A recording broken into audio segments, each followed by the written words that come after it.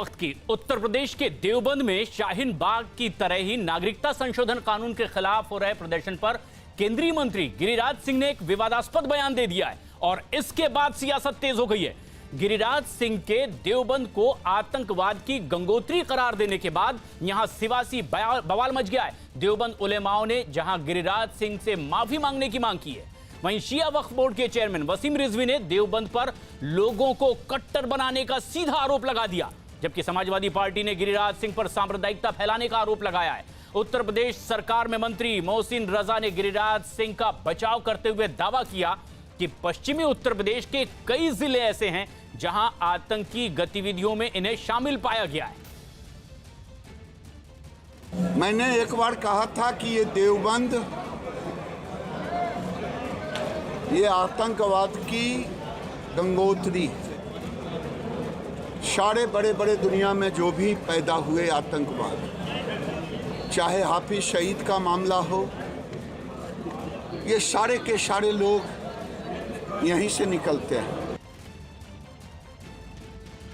केंद्रीय मंत्री गिरिराज सिंह का जो बयान आया है देवबंद को लेकर, मैं समझता हूं कि गिरिराज सिंह जैसे लोगों को भी और गिरिराज सिंह को भी कम से कम अकल ले लेनी चाहिए। ये उनकी बौखलाहट है दिल्ली के परिणाम आने के बाद की, और जिस तरह की वो नफरत की राजनीति कर रहे हैं, नफरत की राजनीति करते हैं, ये नफरत की बातें करते हैं, उनको इन चीज़ों से बाज आना चाहिए। उन्हें देश की हालत को देखनी चाहिए कि देश क्या है, और ऐसे पवित्र स्थान देवबंद को ऐसे अल्फाज का इस्तेमाल करना, उन्हें अपने इस बयान को लेकर माफ़ी मांगनी चाहिए। मैं समझता हूं पूरे देवबंद से नहीं बल्कि पूरे देश से माफ़ी मांगनी चाहिए। गिरिराज सिंह साहब, आप देश के हित में बात कीजिए, आप एक जिम्मेदार शख्स हैं। देवबंदी इस्लामिक साजिश देश को तोड़ने के लिए पढ़े लिखे मुस्लिम नौजवानों को कट्टरपंथी बना रही है। अब अब्दुल कलाम जैसे मुसलमानों का हिंदुस्तान के लिए अपना योगदान देना बस एक इतिहास है। अब देवबंदी विचारधारा के लाखों कसाब तैयार किए जाने की तैयारी हो रही है। बीजेपी के नेता गिरिराज सिंह केंद्रीय मंत्री हैं। उन्होंने कहा कि देवबंद आतंकवाद की जननी है और जनसंख्या नियंत्रण कानून पर कहा कि जो नहीं मानेगा उसकी वोटिंग राइट खत्म कर दी जाएगी। हमारे साथ जो विधायक हैं संजय लाठर साहब, वो मौजूद हैं समाजवादी पार्टी के। क्या कहेंगे गिरिराज सिंह के इस बयान पर? देखिए, गिरिराज सिंह और उनके बड़बोले नेता सांप्रदायिकता फैलाने के लिए उनके हथियार हैं, और उनका इलाज दिल्ली में अच्छे से हो गया है, और पूरे देश के अंदर उनकी एक एक करके सरकार जा रही है। अब दिल्ली भी, असली दिल्ली भी जाने वाली। वो कह रहे हैं कि आतंकवाद की जननी है देवबंद। वहाँ आतंकवाद की जननी तो आरएसएस है। सबके सामने जिस तरह का नंगा नाच उन्होंने दिल्ली में किया, सांप्रदायिकता सबने देखा, यही आतंकवाद होता है। केंद्र सरकार के मंत्री बीजेपी नेता गिरिराज सिंह ने देवबंद पर एक बयान दिया है जिसको लेकर सियासी हलचल मच गई है। कांग्रेस और समाजवादी पार्टी ने निशाना साधा है। गिरिराज सिंह ने कहा था कि जनसंख्या नियंत्रण कानून आना चाहिए, जो ना माने उसकी वोटिंग राइट खत्म कर देनी चाहिए। साथ ही उन्होंने कहा कि देवबंद आतंकवाद की गंगोत्री है। हमारे साथ सरकार के मंत्री मोहसिन रजा साहब मौजूद हैं। सर, क्या कहेंगे गिरिराज सिंह के इस बयान पर कि देवबंद आतंकवाद की गंगोत्री है? देखिए, मुझे लगता है कि शायद थोड़ा सा और करेक्ट कर दिया जाए, क्योंकि जिस तरह से आपने देखा 13 के चुनाव में, जब 14 के चुनाव हो रहे थे, राहुल गांधी जी के बयान आ रहे थे कि मुझे कुछ लोगों से मेरी वार्ता हुई जिन्होंने बताया कि मैं ISI के लिए काम करता हूं, और तमाम और भी जो घटनाएं हुई वो उसी क्षेत्र से, खास करके वेस्टर्न यूपी के कुछ पर्टिकुलर इलाके हैं जहां से इस तरह की घटनाएं निकल कर सामने आई। एजेंसियों के पास भी रिपोर्ट आई, सपा सरकार के दौरान भी अखिलेश जी को भी पता है कि उनके चाहे प्रवक्ता जो भी कह रहे हों, जो भी उनके नेता कह रहे हों, लेकिन सच्चाई ये है कि वहाँ से कुछ इस तरह की गतिविधियाँ पाई गई। लेकिन जहाँ तक रही बात खाली पर्टिकुलर एक ज़िले या एक कोई जनपद की बात की जाए, तो ऐसा नहीं है। उधर कुछ क्षेत्र हैं ऐसे जहां पर इस तरह की गतिविधियों में लोग पाए गए थे। एजेंसियों के पास में उनकी रिपोर्ट्स हैं, और बड़े बड़े नेताओं ने बयान दिए हैं। राष्ट्रीय अध्यक्ष जब थे कांग्रेस के राहुल गांधी जी, उन्होंने भी उस पर वक्तव्य अपना दिया था कि हमसे कुछ लोगों की बात हुई। तो इसका मतलब ये है कि वहाँ पर कुछ इस तरह की घटनाएं या इस तरह की एक्टिविटीज़ रहती हैं जिसको लेकर गिरिराज जी ने बोला है। और ऐसे में जबकि गिरिराज सिंह ने बेहद बड़ा बयान दिया, विवादास्पद बयान, और संशोधित नागरिकता कानून के खिलाफ शाहीन बाग में जिस तरह से ये विरोध प्रदर्शन हो रहा है, उन्होंने दावा किया कि दरअसल ये देश के खिलाफ है और यहां पर जो महिलाएं और बच्चे जुटी हुई है उनके जहन में जहर भरा जा रहा है।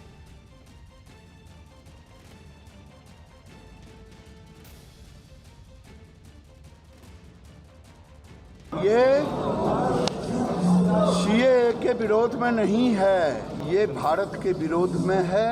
ये एक तरह से खिलाफत आंदोलन है, क्योंकि अगर केवल सीएए का होता तो शाहीन बाग से आवाज नहीं उठती शर्जिल इमाम का कि हम भारत को आसाम से काट देंगे और चिकन नेक को बना करके भारत को धीरे धीरे कमजोर कर देंगे और भारत में इस्लामिक राष्ट्र बनाएंगे। दिल्ली के शाहीन बाग में करीब 2 महीने से लगातार सीएए एनआरसी के खिलाफ प्रोटेस्ट चल रहा है। कल दिल्ली में विधानसभा चुनाव के नतीजे आए। आज अगली सुबह हम शाहीन बाग पहुंचे हैं। कल यहां पर मौन धारण किया गया था। शाहीन बाग की महिलाएं हमारे साथ है बातचीत करने के लिए। उनसे हम बात करते हैं कि आखिर कब तक ये प्रोटेस्ट चलेगा।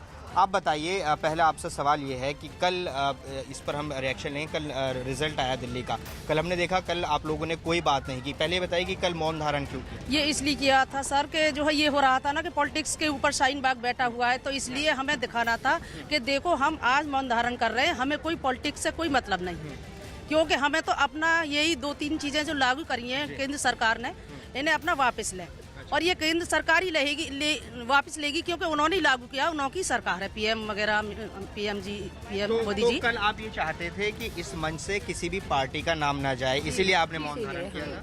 इसीलिए करा था और जामिया के लिए करा था, जो जामिया पे उन पर हत्या करी गई। अच्छा, अब एक चीज़ बताइए, आप कब तक यहाँ पर बैठे रहेंगे? दिल्ली में दिल्ली चुनाव में खासतौर से शाहीन बाग को लगातार मुद्दा बनाया गया सब पार्टीज ने, तो क्या आप कहीं कब तक आप लोग यहाँ पर कब तक? क्या वो आज वापस कर ले, हम हट जाएंगे, बस यही है। काला कानून वापस करा और हम हट जाएंगे, हमारा कोई और नहीं है। अच्छा, ये बताइए, सुप्रीम कोर्ट में भी याचिका इस धरने को हटाने के लिए डली थी, उस पर नोटिस जारी किया है, 17 में फिर से सुनवाई है उस पर।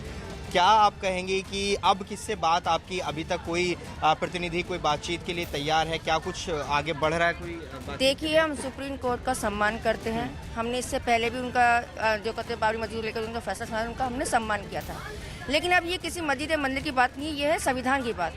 अगर हम चाहते हैं कि कोर्ट हमारे हक में फैसला दे और इंशाल्लाह हमारे हक में फैसला आए, लेकिन अगर एक पॉइंट अगर मानो कि नहीं आता है तो हम फिर भी अपने हक के लिए, अपने संविधान को बचाने के लिए इस आंदोलन में बैठे रहेंगे, क्योंकि सबसे बड़ी अदालत तो जनता की अदालत होती है। तो हमने कोई गलत राह पे नहीं है, हम तो अपने संविधान को बचाने के लिए साफ है कि जब तक सीएए एनआरसी पर कुछ ठोस नहीं होगा नहीं हटेंगे। देखिए, ये शाहीन बाग की दादी हैं जो यहाँ पर अमूमन देखने को मिलते हैं। बताइए दादी, कब तक बैठी रहेंगे आप यहाँ पर? जो लोग ये चना सीएए एनआरसी एफआईआर ना वापिस देंगे, जो लोग बैठे रहेंगे। हाँ। क्या नाम, फिर बैठे पे भी तुम पुलिस भेज रहे हो, बदमाशों को भेज रहे हो, गोली मार रहे हो, तो यू कौन सा कानून है? जब पब्लिक ना रहेगी तो किस पर हुकूमत करोगे तुम? अच्छा, एक और सवाल लेंगे। नेता चुनाव में कह रहे थे कि चुनाव के बाद हम हट जाएंगे, तो उसका मतलब आप बैठे रहेंगे ना? हाँ, बैठे रहेंगे। हम तो सीएए क्या कोई जीतो हारो, हमें कोई खाने को थोड़ा दे रहा जो हम किसी की वोट लेंगे, क्या सिफारिश करेंगे? हम तो अपने इन चीज़ों को ही बैठे, जो लोग वापस ना होगा, जो लोग बैठे रहेंगे। आप भी बताइए, कब तक रहेंगी दादी? एनआरसी सीएए एनपीआर जब तक यो नहीं हटेगा और लिख कर नहीं देने का कोर्ट में, तो हम नहीं हटेंगे। देखिए, साफ तौर पर जो महिलाएं हैं उनका यही कहना है। यहाँ पर भी लगातार यहाँ महिलाएं अभी भी बैठी हैं, करीब 2 महीने हो गए हैं, और इनका यही कहना है कि जब तक सीएए एनआरसी पर वापस नहीं लिया जाता, सीएए वापस नहीं लिया जाता, तब तक नहीं हटेंगे। तो लगातार ये जो प्रोटेस्ट है दिल्ली के शाहीन बाग में चल रहा है। इसलिए भी अहम है कि दिल्ली का शाहीन बाग दिल्ली के चुनाव में मुद्दा बनाने की कोशिश की गई, और इस पर भी नज़रें थी कि क्या रिजल्ट आएगा। अब जब दिल्ली विधानसभा चुनाव संपन्न हो चुके हैं, लगातार नज़रें बनी हुई हैं कि धरना कब तक चलेगा। हालांकि यहाँ की महिलाओं ने साफ तौर पर कहा है कि धरना लगातार जारी रहेगा। कैमरा पर्सन पंकज गोसाई के साथ जावेद मंसूरी, न्यूज़ 18 इंडिया, दिल्ली। तो दिल्ली के शाहीन बाग में हो रहे इस प्रदर्शन पर लगातार सियासी बयानबाजी भी हो रही है, लेकिन दिल्ली के चुनाव खत्म हो चुके हैं, बयानबाजी तब भी जारी है। बीजेपी महासचिव कैलाश विजयवर्गीय ने जीत की बधाई देते हुए केजरीवाल पर तंज कसा है उन्होंने हनुमान चालीसा दिल्ली के स्कूलों और मदरसों में पढ़ाने के लिए कहा है। केजरीवाल ने बकायदा ट्वीट किया और अपने ट्वीट में लिखा है कि दिल्ली के बच्चे आखिर बजरंगबली की कृपा से अछूते क्यों रहें। कैलाश विजयवर्गीय ने दरअसल अरविंद केजरीवाल को जीत की बधाई देते हुए ट्वीट किया। अपने ट्वीट में बीजेपी के नेता कैलाश विजयवर्गीय ने लिखा है, अरविंद केजरीवाल जी को जीत की बधाई। निश्चित ही जो हनुमान जी की शरण में आता है उसे आशीर्वाद मिलता है। अब समय आ गया है कि हनुमान चालीसा का पाठ दिल्ली के सभी विद्यालयों, मदरसों सहित सभी शैक्षणिक संस्थानों में जरूरी हो। बजरंगबली की कृपा से अब दिल्ली वासी बच्चे क्यों वंचित रहें। ऐसे में जबकि हनुमान चालीसा के पाठ के बाद लगातार सियासी बयान आता है, विजय की बधाई के साथ तंज विजयवर्गीय का, लेकिन लगातार बयानबाजी भी हो रही है। लेकिन यहीं दिल्ली से जुड़ी एक बड़ी खबर, दिल्ली विधानसभा चुनाव में कांग्रेस की करारी शिकस्त के बाद अब दिल्ली कांग्रेस प्रभारी पीसी चाको ने अपनी सफाई दी है और पीसी चाको ने कहा कि 2013 में जब शीला दीक्षित जी मुख्यमंत्री थी तब से कांग्रेस की गिरावट शुरू हुई थी। अब आम आदमी पार्टी जैसी नई पार्टी कांग्रेस का सारा वोट बैंक खींच गई है। हम इसको कभी भी वापस नहीं पा सकते। ये प्रभारी हैं दिल्ली के जिन्होंने ये बयान दिया है और उन्होंने कहा है कि ये सभी अभी भी आम आदमी पार्टी के साथ हैं और दिल्ली में कांग्रेस को एक भी सीट ना मिलने के बाद ये बयान पीसी चाको को देना पड़ा जो दिल्ली के प्रभारी हैं। 2013 started the downfall of the Congress party. 2013 election, when Shilaji was the chief minister, the election, the entire Congress vote bank was taken away by Aam Aadmi Party. Emergence of a new party, which took away the entire following of the Congress party, and Congress party was made a very weak organization. लेकिन दिल्ली में करारी शिकस्त के बाद अब कांग्रेस के भीतर ही घमासान मचा हुआ है। दिल्ली में कांग्रेस की हार के लिए संदीप दीक्षित ने पार्टी नेताओं के स्वार्थ को वजह बताया था। संदीप दीक्षित ने कहा कि पार्टी नेता खुद के स्वार्थ को आगे रखते हैं। उन्होंने यह भी कहा कि पार्टी की हार के बाद शीला दीक्षित के नाम को बदनाम किया जा रहा है। 5-6 साल से, जैसे मैंने आपको पहले भी कहा, सब लोगों ने मिलके एक तरीके से कांग्रेस की कबर खोदी थी। शीला जी के बाद कोई नेतृत्व उभर नहीं पाया, क्योंकि नेतृत्व वो होता है जो बड़प्पन दिखाकर लोगों की चीज़ों से जुड़कर एक ऐसे व्यक्तित्व और सोच को सामने रखे जो लोगों से जुड़े। जो उन लोगों ने भी कांग्रेस की कमान संभाली वो ज़्यादातर पिछले 4-5 साल में वो ज़्यादातर संगठन के लोग थे नहीं। उन्होंने हमेशा अपनी सल्तनतों को बनाया। लेकिन बयानबाजी यही नहीं थम रही। कांग्रेस नेता मिलिंद देवड़ा ने शीला दीक्षित की तारीफ की। उन्होंने ट्वीट किया और लिखा, शीला दीक्षित एक असाधारण नेता और प्रशासक थी। उनके सीएम रहते हुए दिल्ली पूरी तरह से बदल गई और कांग्रेस पहले के मुकाबले ज्यादा मजबूत हुई थी। उनके निधन के बाद उन पर आरोप लगाना दुर्भाग्यपूर्ण है। उन्होंने अपना जीवन कांग्रेस और दिल्ली के लोगों को समर्पित कर दिया था।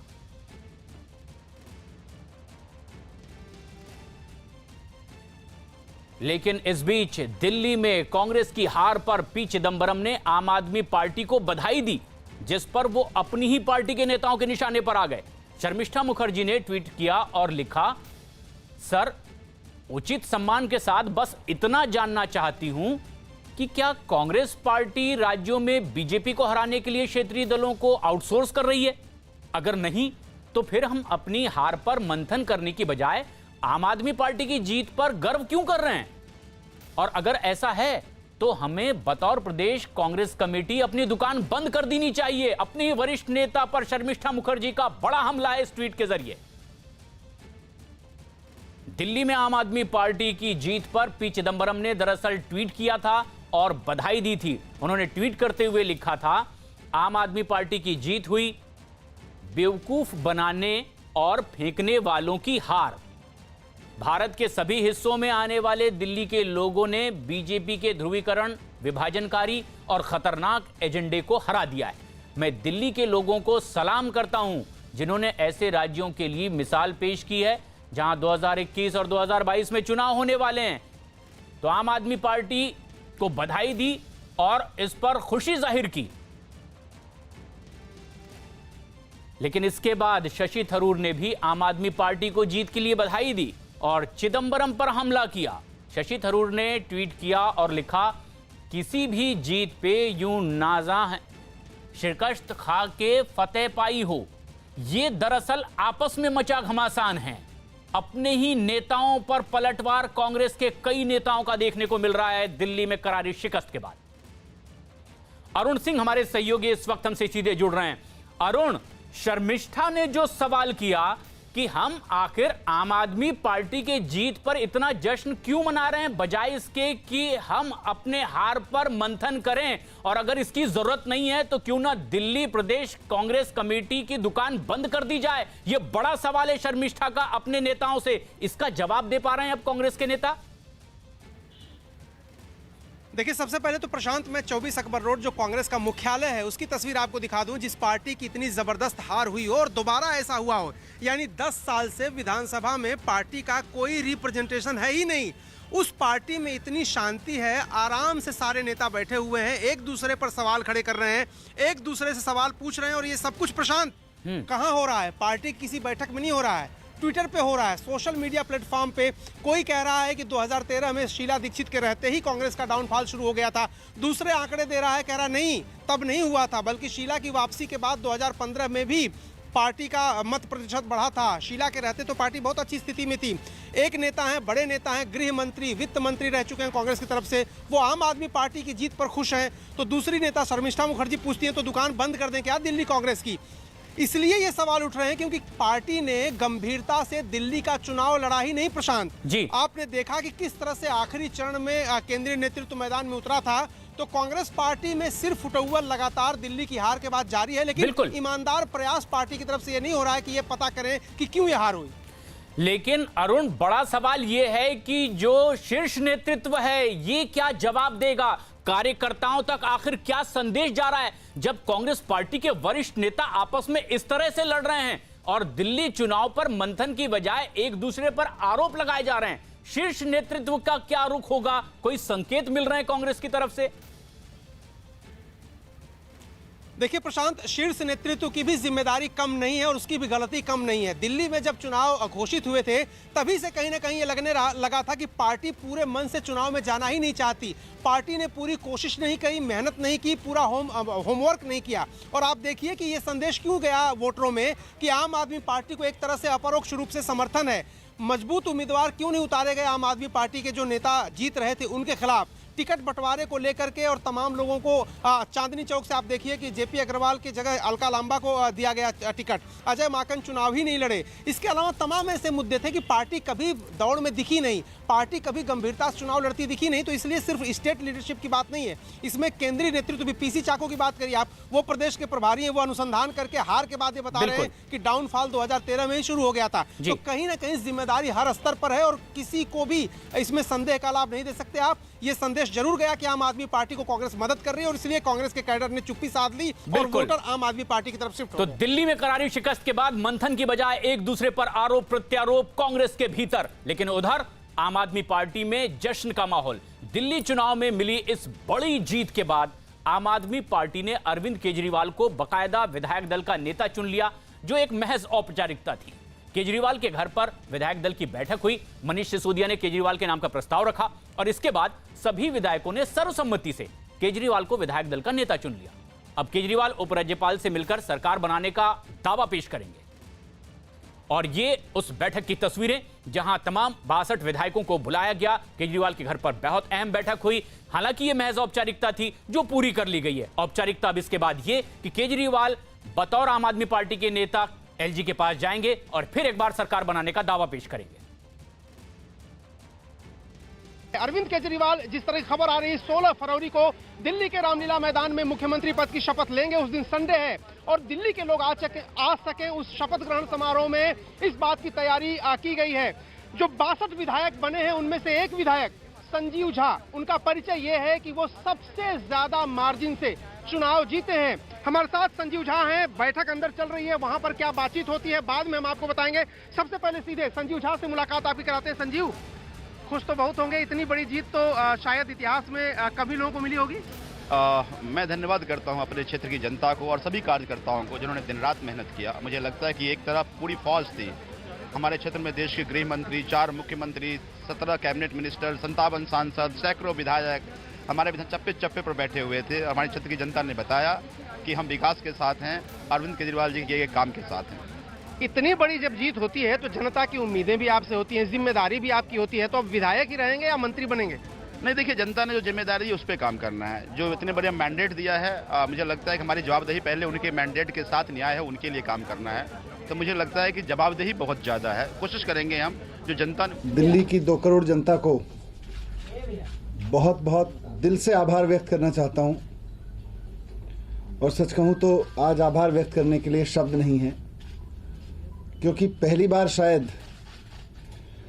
काम की राजनीति को इतना बड़ा सम्मान किसी चुनाव में मिला है।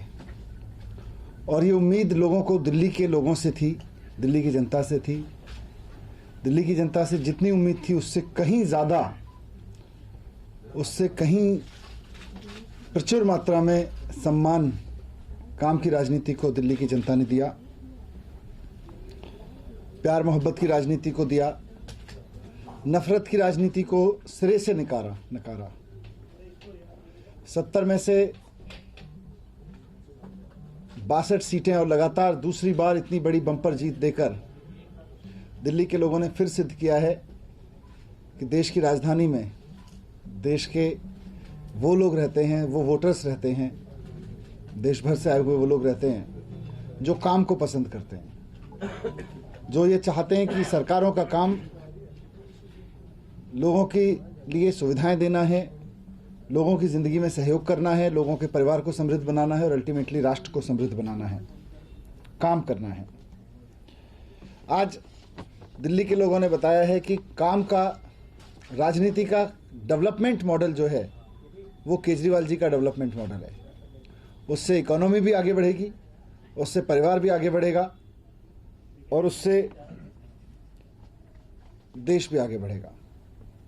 आज ये सिद्ध हुआ है कि देश के लिए काम करने का मतलब, अपने देश से प्यार करने का मतलब है, अगर आप राजनीति में हैं, अगर आप सरकार में हैं, तो देश के बच्चों के लिए अच्छी शिक्षा की व्यवस्था करिए और सारे बच्चों के लिए अच्छी शिक्षा की व्यवस्था करिए। आज देशभक्ति का मतलब है कि देश के हर आदमी के लिए अच्छा इलाज उपलब्ध कराइए।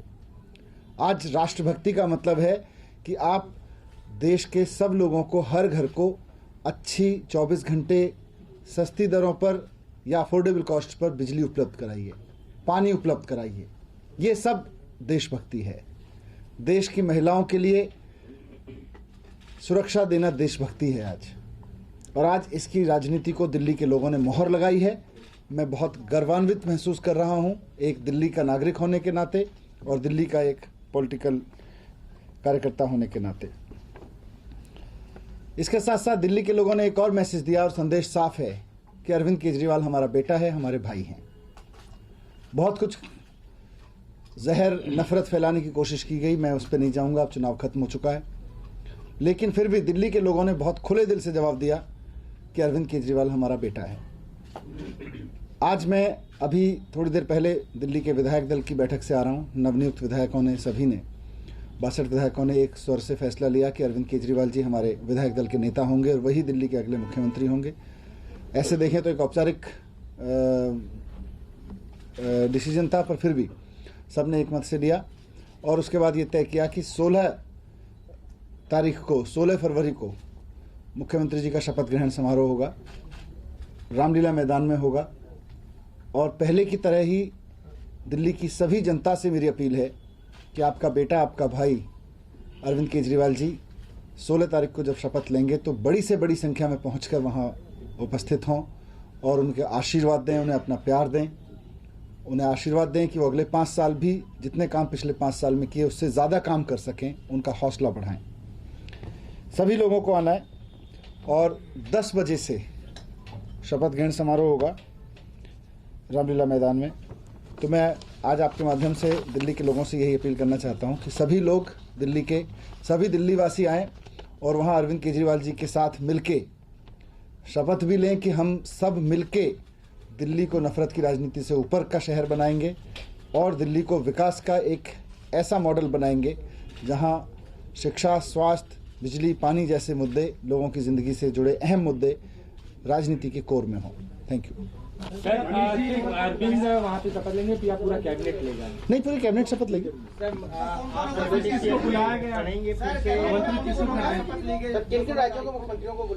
इस बारे में जब डिसीजन हो जाएगा तो आपको बताएंगे। एक चीज Manish ji, what is interesting has happened is Congress पे सवाल उठे हैं, तो पीसी चाको का एक रिएक्शन आया where he pinned it on Sheila Dikshit जब मुख्यमंत्री थी। कांग्रेस के बारे में मैं क्या बात, आप नहीं बात करना चाहते? वो जब होगा तो बता देंगे आपको। उस पर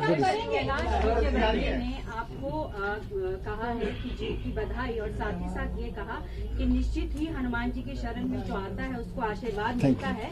अब समय आ गया है कि हनुमान चालीसा स्कूल में भी पढ़ाया जाए, स्कूल में भी पढ़ाया। ठीक है, थैंक यू। कैबिनेट के भी लोग लेंगे कोई? हाँ, शपथ लेंगे सब, पूरे सरकार शपथ लेगी और 16 तारीख को शपथ।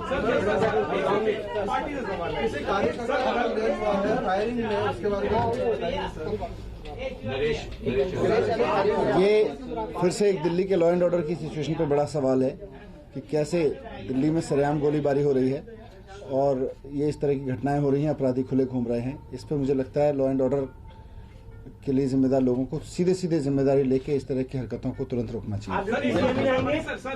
वो जब डिसाइड होगा तो बताएंगे।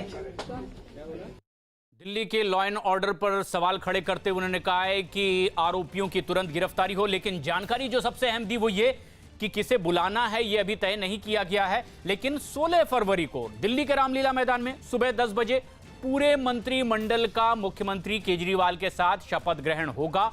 एक महज औपचारिकता थी केजरीवाल को विधायक दल का नेता चुनना, जो पूरी कर ली गई है इस बैठक में। प्रियंका कांडपार हमारी सहयोगी इस वक्त हमसे सीधे जुड़ रही हैं। प्रियंका, ये औपचारिकता भी पूरी कर ली गई कि सभी को बताया जाए कि बैठक में आखिर क्या हुआ था। केजरीवाल को नेता चुन लिया गया जो कि लगभग तय था, लेकिन किसे बुलाया जाएगा इस पर साफ जवाब अभी आम आदमी पार्टी की ओर से नहीं आया। लेकिन तैयारियां क्या है, जो बातें प्रेस कॉन्फ्रेंस में नहीं आई, जो आपके पास हो? जी बिल्कुल, जाहिर तौर पर ये भी एक कारण है कि 14 तारीख को क्यों नहीं किया गया शपथ समारोह, क्योंकि अब दिन बहुत कम रह गए हैं 14 तारीख के लिए। 16 तारीख को शपथ समारोह जो किया गया है, बताया जा रहा है कि बेहद ग्रैंड लेवल पे होगा। 10 बजे से होगा, रामलीला मैदान में होगा। वो तमाम लोग जो पॉलिटिकली सपोर्ट करते आए हैं उन सभी को इन्वाइट करने की बात भी सामने आ रही है। और क्योंकि समय बेहद कम होता अगर 14 को होती, इस वजह से भी इसे 16 तारीख को रखा गया है, संडे को रखा गया है। विधायक दल की जो मीटिंग खत्म हुई, जो औपचारिकता वहां पर बस होनी थी कि अरविंद केजरीवाल को विधायक दल का नेता चुना जाना था, मुख्यमंत्री नाम को प्रस्ताव करना था, प्रस्तावित होकर वो नाम पर भी मुहर लग गई है। अब आगे की जो राह है वो ये है कि अब एलजी को जाकर इस बारे में इन्फॉर्म किया जाएगा, उपराज्यपाल को बताया जाएगा कि विधायक दल का नेता चुन लिया गया है, जगह डिसाइड हो गई है, दिन डिसाइड हो गया है। तो एक प्रोसीजर जो है सरकार बनने का वो शुरू हो गया है। लेकिन अब असली चैलेंजेस जो है वो अब आएंगे, क्योंकि कैबिनेट पर इस बार नजरें रहने वाली हैं। कई नए चेहरे हैं जो इस बार विधायक पद जीत कर आए हैं, जिसमें आतिशी एक है, राघव चड्ढा है, दिलीप पांडे हैं। तो इन तीनों को क्या कैबिनेट में जगह मिलती है कि नहीं मिलती, ये अहम सवाल अब रहने वाला है। जी प्रशांत, इंतजार इसी बात का है कि क्या अब और आगे चीजें सामने आती, मंत्रिमंडल में किसे शामिल किया जाता है। फिलहाल शुक्रिया। लेकिन एक बेहद अहम खबर इस वक्त आ रही है दिल्ली से ही। तिलक नगर इलाके में ओरिएंटल बैंक ऑफ कॉमर्स में लाखों की लूट की खबर आ रही है और बताया गया कि बैंक खुलते ही एक नकाबपोश बदमाश बैंक में घुस गया और गार्ड पर हमला कर दिया। और इसके बाद बदमाश कर्मचारियों को धमकाने भी लगा, जिस पर घबरा करके एक बैंक कर्मचारी ने रुपए सौंप भी दिए। पुलिस ने लूट का पूरा मामला दर्ज कर लिया है और इस बदमाश की तलाश भी पुलिस ने शुरू कर दी है। ये खबर बेहद अहम ऐसे में जबकि राजधानी दिल्ली में बैंक में लूट हुई है। तिलक नगर की यह घटना है और ऐसे में जबकि एक नकाबपोश बैंक खुलते ही भीतर दाखिल होता है, गार्ड को धमकाता है, कर्मचारियों को धमकाता है और कर्मचारी उसे पैसे दे भी देते हैं। लूट की इस घटना पर अब पुलिस आगे की कार्रवाई में जुटी है। दीपक बिष्ट हमारे सहयोगी फोन लाइन पर मौजूद हैं। दीपक, राजधानी दिल्ली में दिन दहाड़े बैंक खुलते हुई उसे लूट लिया गया नकाबपोश के जरिए, आखिर क्या बताया गया, पुलिस क्या कह रही है अब जवाब में?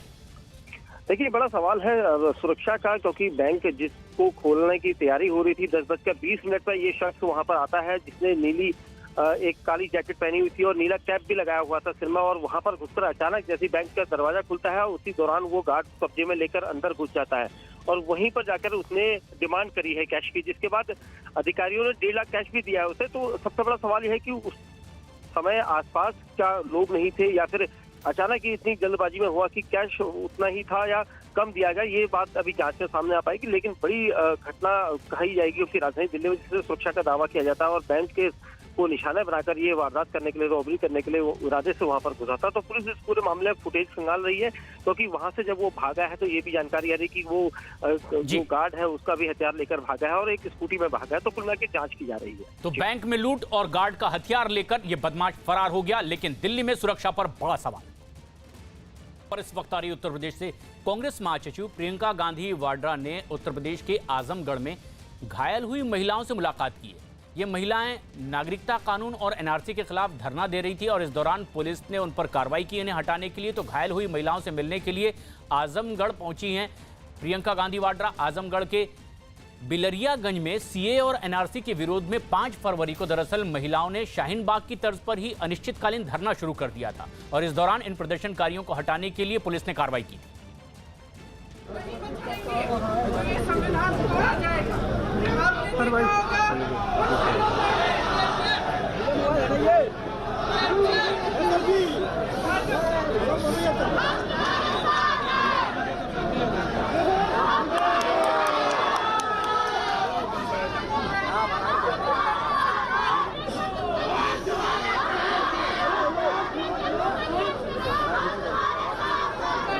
भाई थोड़ा सा नीचे करके करो, थोड़ा सा।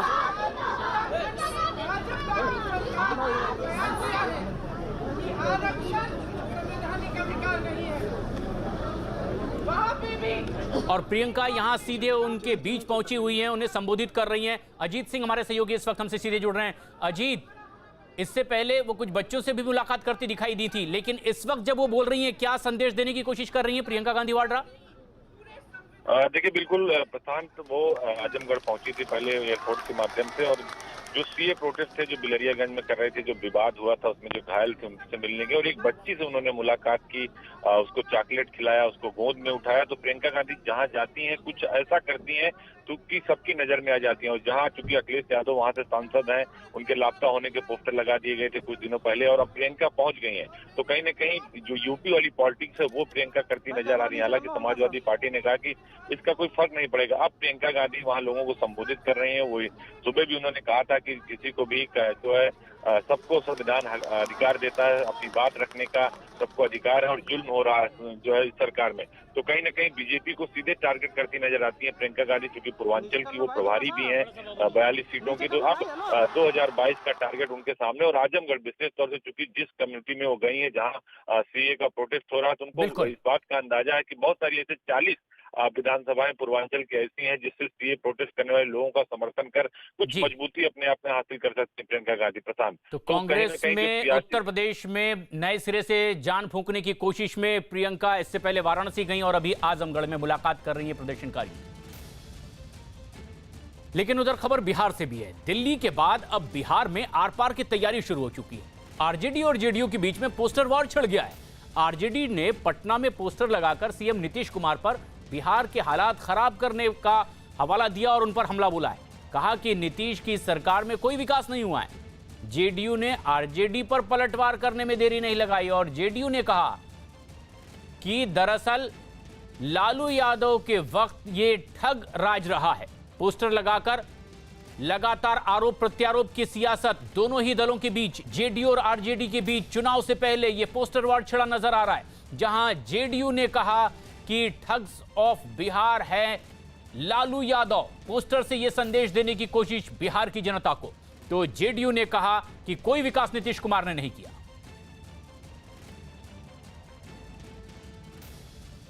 बिहार की राजनीति में पोस्टर वार चरम पर है और आरजेडी के पोस्टर के जवाब में जेडीयू की ओर से फिल्मी अंदाज में पटना के इनकम टैक्स गोलंबर पर एक नया पोस्टर लगाया गया है जिसमें लालू यादव को ठग्स ऑफ बिहार कहा गया है और इसमें यह दिखाने की कोशिश की गई है कि लालू यादव के शासनकाल में लूट, हत्या, अपहरण चरम पर था और साथ ही नीचे लिखा हुआ है जरा याद करो वो कहानी पुरानी।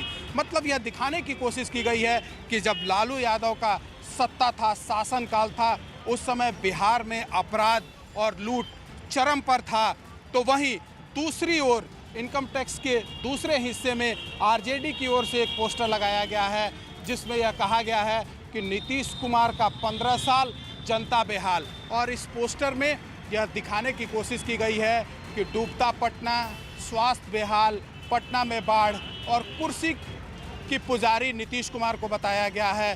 तो इस पोस्टर के जरिए जेडीयू पर वार किया गया है आरजेडी की ओर से, तो वहीं जेडीयू की ओर से आरजेडी पर वार किया गया है ठग्स ऑफ बिहार लालू यादव को कहकर। ऐसे में समझा जा सकता है कि बिहार में किस तरह से जेडीयू और आरजेडी के बीच पोस्टर वार चरम पर है और चुनावी साल है, तो जाहिर सी बात है अब पोस्टर के जरिए एक दूसरे पर वार और पलटवार चरम पर है। वो पोस्टर लगा करके वो लोग पोस्टर लगा के इस तरह का काम करते हैं जो जनता के बीच जा नहीं सकते हैं। तो कहीं एक जगह पोस्टर छपाया, एक तो पोस्टर लगा दिया और उससे पब्लिसिटी अपना ले लिया। लेकिन नीतीश कुमार तो घर घर जा करके 3800, इस कड़ाके की ठंड में भी 3800 जिला का उन्होंने दौरा किया। पोस्टर वॉर में हम लोगों को नहीं पढ़ना है कि कौन पोस्टर क्या लगा रहा है, नहीं लगा रहा है। हमको तो है जनता का। वो पोस्टर लगा करके वो लोग पोस्टर लगा के इस तरह का काम करते हैं जो जनता के बीच जा नहीं सकते हैं। तो कहीं एक जगह पोस्टर छपाया, एक तो पोस्टर लगा दिया और उससे पब्लिसिटी अपना ले लिया। लेकिन नीतीश कुमार तो घर घर जा करके 3800, इस कड़ाके की ठंड में भी 3800 जिला का उन्होंने दौरा किया। पोस्टर वॉर में हम लोगों को नहीं पढ़ना है कि कौन पोस्टर क्या लगा रहा है, नहीं लगा रहा है। हमको तो है जनता का काम हो और जनता हमारे बारे में क्या कहती है वो मेरे लिए इम्पोर्टेंट है। और खबर गुजरात से है। 2 दिन के भारत दौरे पर आ रहे अमेरिकी राष्ट्रपति डोनाल्ड ट्रंप 24 फरवरी को अहमदाबाद पहुंचेंगे, जहां उनके भव्य स्वागत के लिए बड़ी तैयारियां शुरू की जा चुकी है। पूरा सरकारी अमला भी इन तैयारियों में जुट चुका है। ट्रंप एयरपोर्ट से सीधे साबरमती आश्रम जाएंगे और फिर दुनिया के सबसे बड़े मोटेरा स्टेडियम में भी पहुंचेंगे। लेकिन यहां अब उनके आगमन की तैयारी शुरू हो चुकी है। पूरा सरकारी अमला डोनाल्ड ट्रंप के आगमन की तैयारियों में जुटा हुआ है।